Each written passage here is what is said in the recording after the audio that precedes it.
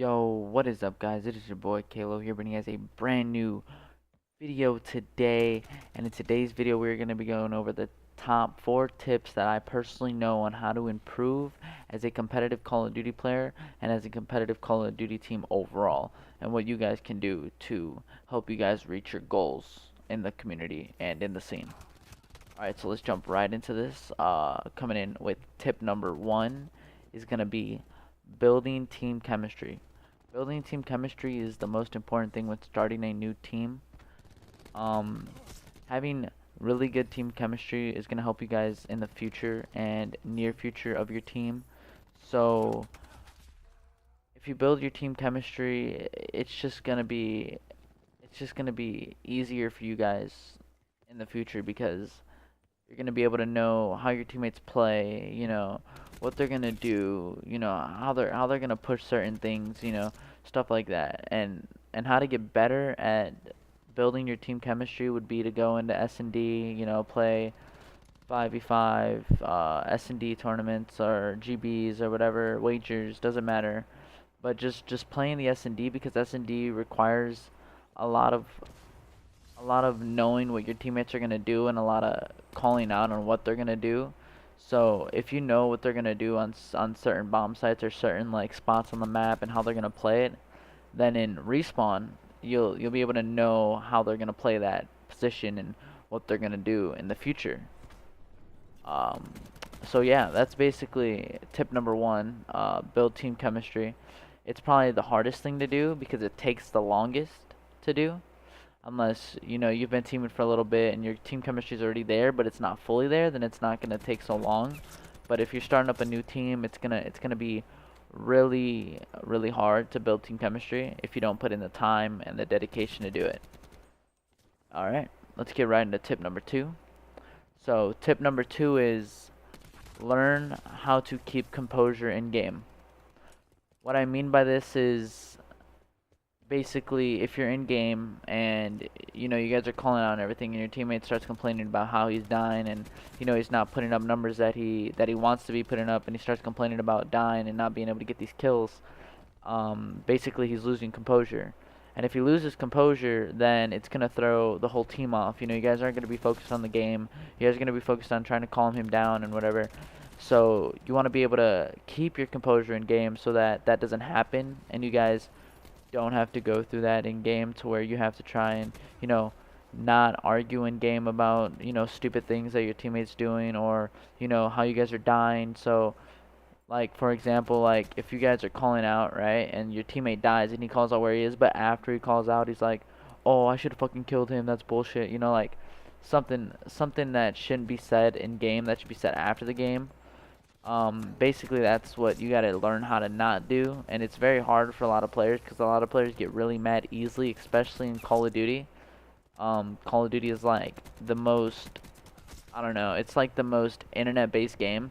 So if you're not playing on LAN, it's like it's gonna be very hard for people to say like, oh, well, I should have got that kill.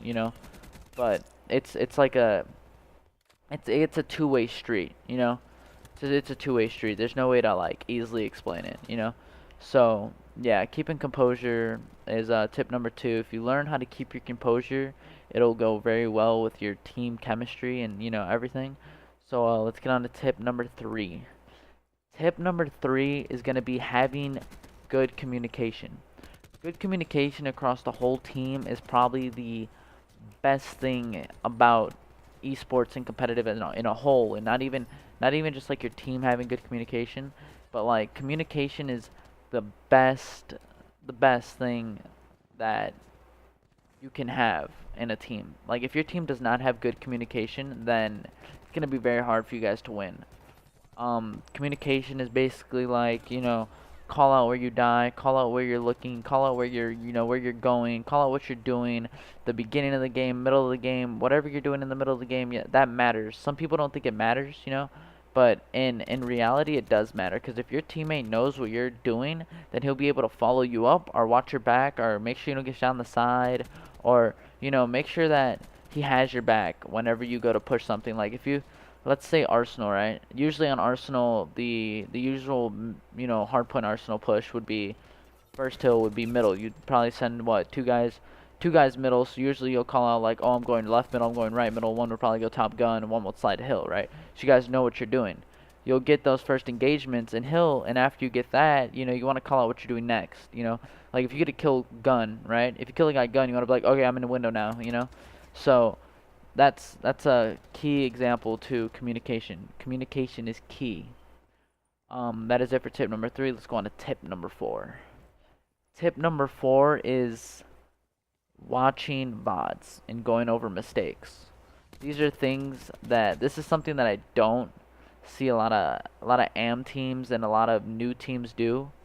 Um, Especially like sometimes my team, we won't watch, we won't go into theater and watch what we did and how we could have won a game or how we won a game and what we can do better in game.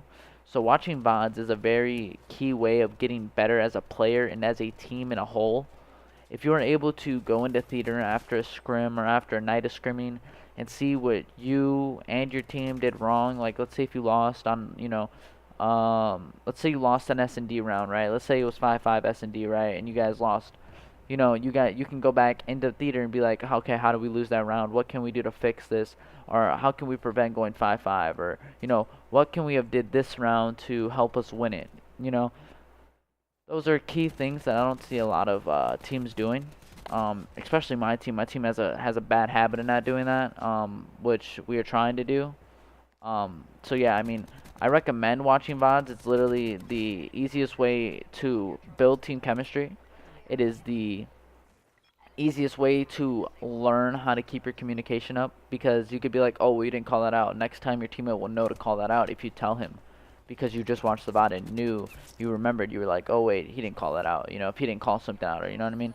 Like, or let's say another key example about watching VODs and with the communication, like it all adds up. So like if you watch the VOD and like your teammate didn't say that he was gonna push, let's say it's Hacienda, right? Let's say if your teammate didn't say he was gonna push mid cut to rock, right? And he did that and you didn't know about it, but you were like top study, right? You could have jumped out and helped him on rock and he didn't call that out and you didn't know about it, then that could have lost you guys the round. You never know. You gotta be able to be patient and put in time and effort into what you want to do as a team and how you guys want to win these games. And if you really want to make it in the scene, these are things you're going to have to do, and you're going to have to do it 110%. You're going to have to put all your effort into what you do, and there's no holding back. You got to put in your time, your dedication, all the effort you can. You want to even make sacrifices if you really want to make this your career. Like pro players, they do everything that I just mentioned. They have their team chemistry.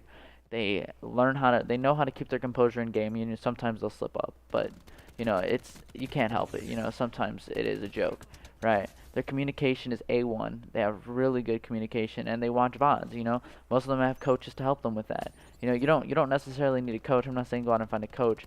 What I'm basically saying is just sit as a team. Watch over games and learn from your mistakes and go over what you did if you guys really want to make it in the community and in the scene. Alright, that is it for the tips today.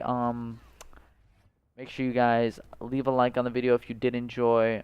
Share the video. This is going to be my first YouTube video and I don't know how long, but it feels good to get this video out today. And yeah, make sure to hit that subscribe button if you did enjoy as well. Make sure to follow me on Twitter at KaloCWL for like updates, all my team updates when I go live. Also speaking about going live, I do live stream on Twitch. It's twitch.tv/KaloCWL. Also be in the description. All my links will be in the description, so make sure to go check them out. Yeah, with that being said, it's been your boy Kalo. I'll see you in the next one.